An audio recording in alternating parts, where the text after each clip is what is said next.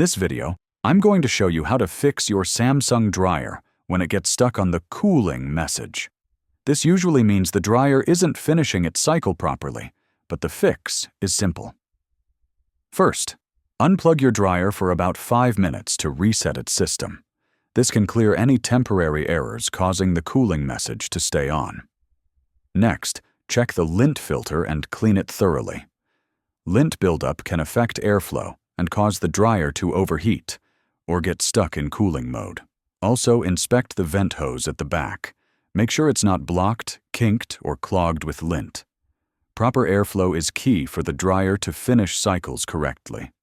If the problem continues, check the door switch.